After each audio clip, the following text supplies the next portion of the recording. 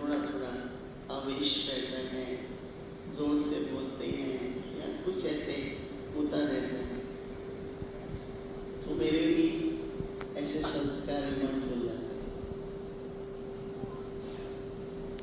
अभी देखो, कोई भी कर्म होता है, कुछ भी होता है,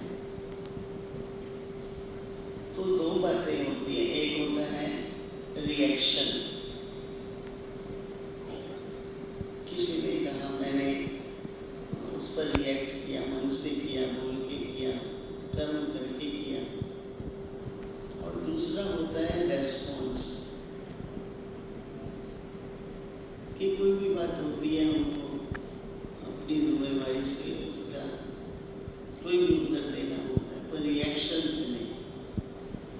क्योंकि एक्शन होता है, रिएक्शन होता है, फिर एक्शन होता है, तो वो एक चेन बनती जाती है, बंधन बनता जाता है। लेकिन मैंने, किसी ने कुछ भी कहा और उसको समझ से, शांति से, धैर्यता से उसका रेस्पॉन्स किया, तो ये जो सूक्ष्म कर्म बंधन है, साथ के साथ, या कई कहते हैं कि अगर हम रिएक्ट नहीं करते तो उसको कमजोरी समझा जाता है। कोई बहुत जोर से बोलता है और हम जवाब नहीं देते, उसी तरह से वैसे समझते हैं कि ये तो कमजोर है। जो स्ट्रॉन्ग होता है वो उस बात के बारे में फाइट करता है, मतलब सामना करता है, और हमको तो सामना करना नहीं है। तो ये जो सूक्ष्म के रोज के हिसाब किताब है, जो वास्तव में बहुत सूक्ष्म में विघ्न है, बाबा की याद, लाइन क्लियर रहने,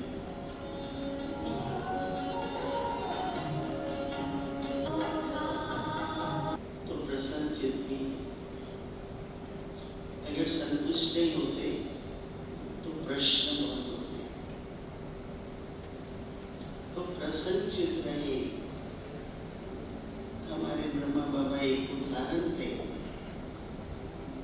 आपने देखा होगा कि बाबा का चेहरा, आप किसी किसने ब्रह्मा बाबा से मिले है ना, तो आपने देखा होगा कि बाबा की आयु जब बाबा हुए थे तो 93 थी, और बाबा का चेहरा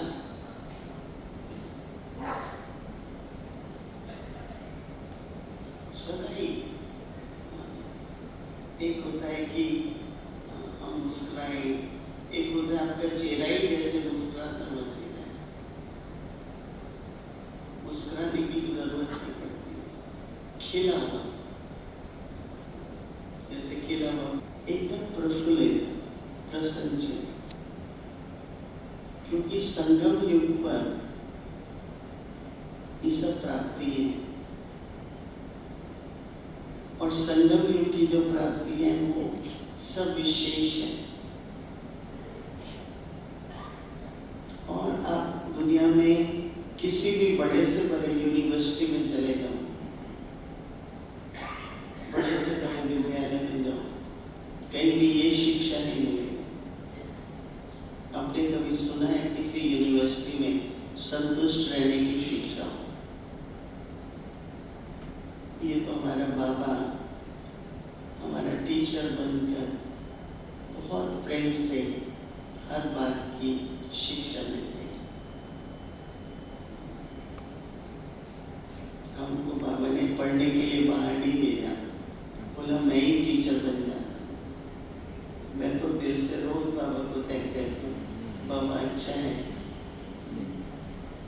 आप बापी हैं, तुम्हारे टीचर भी हैं, तुम्हारे सदगुरु भी हैं। तो संगम युग का हर क्षण बहुत महत्वपूर्ण है, क्योंकि प्राप्तियों का योग है।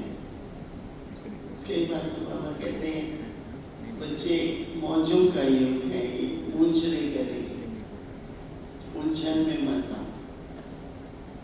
तो हमारे व्यवहार में अगर संतुष्टि है, हम प्रसन्नचित्त हैं, तो ये जो छोटे छोटे कर्मों के हिसाब किताब बहुत बड़े नहीं है, छोटे छोटे। कोई आके मुझे कहता है मैंने मैंने आपके लिए कि इसमें ये कहा, इसमें मैंने कहा अच्छा, बहुत अच्छा है, कोई बात नहीं, धीरे धीरे अंडरस्टैंडिंग हो जाएगी, पर बुरा नहीं लगता। ठीक है ना, इसमें क्या, हरेक की अपना सोचने का तरीका, देखने का तरीका, हरेक का दृष्टिकोण अपना होता है।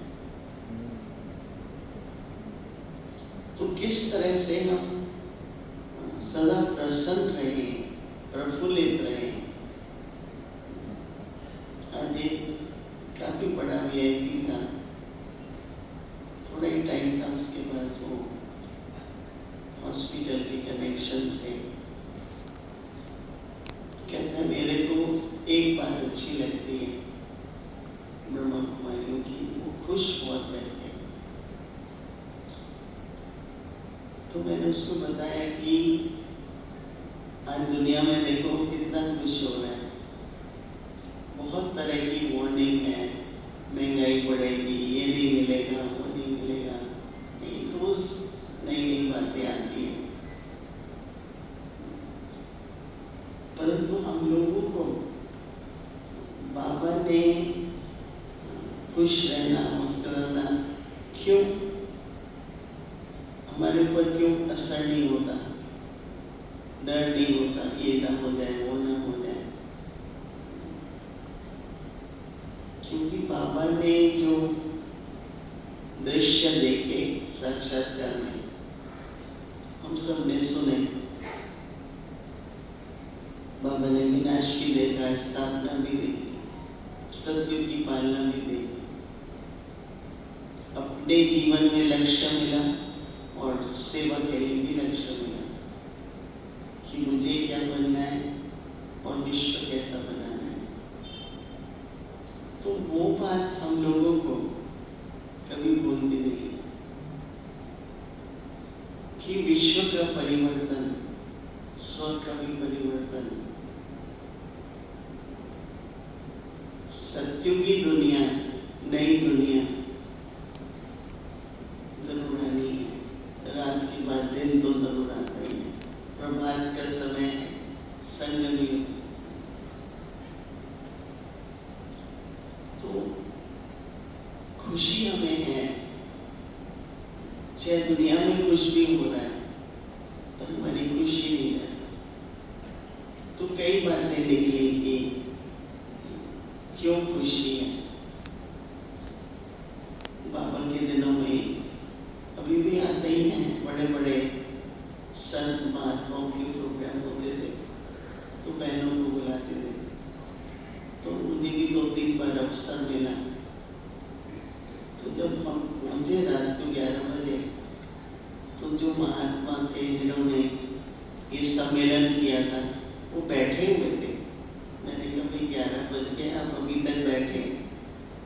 कहा मैं ब्रह्मा कुमारी जब आती हैं तो बैठा रहता हूँ, क्योंकि वो खुशखबरी लाती है। मुझे अभी भी याद है, वो बाहर ऐसे बैठा हुआ था। मैंने कहा क्या, मैं समझ गई कि इंतजार कर रहे हैं, हम लोग लेट हो गए थे। कहता ब्रह्मा कुमारी खुशखबरी लाती है ना, कोई भी खुशखबरी नहीं लाता आजकल, सब कोई समस्या की बात लाएगा, कोई घर की बात, मतलब कोई भी खुशखबरी आती है तो आप लोगों की तरफ से आती है। और वो खुशखबरी वो खुद ही कहने लगा, आप आते हैं तो कहते हैं अभी स्वर्ग बनेगा, श्री कृष्ण की दुनिया आएगी, ये मुझे बहुत अच्छा लगता है। तो हमको बाबा ने खुशखबरी दी और हम सभी को फिर वही खुशखबरी दी। तो मेरी जो ये बात थी कि कोई ऐसे सूक्ष्म हिसाब किताब होते हैं, कर्म बंधन होते हैं, बहुत सूक्ष्म।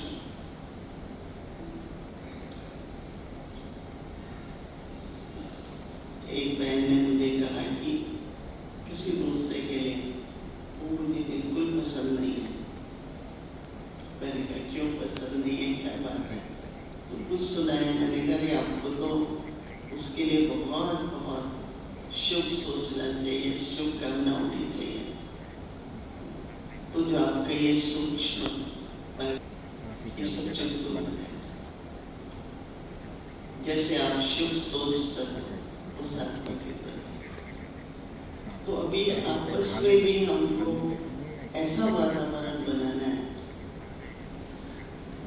कि हमसे कोई भी छोटी बड़ी भूल ना हो, जिससे आज इमेज को क्या बोलते हैं हिंदी में, मतलब कि जो इमेज है, लेकिन अगर एक भी गलती हो जाती है तो ना अपने कुल का, अपने वंश का गौरव रखो, पर ऐसी कोई भूल ना करो जिससे वो डाउन हो जाए। हमसे ऐसा बोल निकले, हमारा व्यवहार ऐसा हो। दोनों तरह के ईश्वरीय मर्यादाएं और हर देश, हर टाउन के जो भी कानून कह देगा हम उसका पालन करते रहे। देखो, एक होती है जिसको हम कहते हैं व्यवस्था, एडमिनिस्ट्रेटिव स्किल, किसी में व्यवस्था बहुत अच्छी करने का वो होता है। और अगर उनका स्वभाव जो है छोटी छोटी बात में अपसेट होना, छोटी छोटी बात में भारी हो जाना, कुछ भी, तो ऐसी पर्सनैलिटी से कोई बाबा के परिवार का, विश्वविद्यालय का नाम तो नहीं निकलेगा। कहीं कोई ध्यान नहीं रहता है कि मेरा एक कर्म जो है, जितनी सेवा की है उसके विरोध में विपरीत एकदम बदल जाएगा इमेज। हम लोग बाबा के पास जब आए छोटे छोटे, तो बाबा हमेशा हमको यही कहता था, बच्चे ऐसा काम करो, ऐसा स्वभाव व्यवहार रखो कि प्रसिद्ध हो, बाबा का नाम प्रत्यक्ष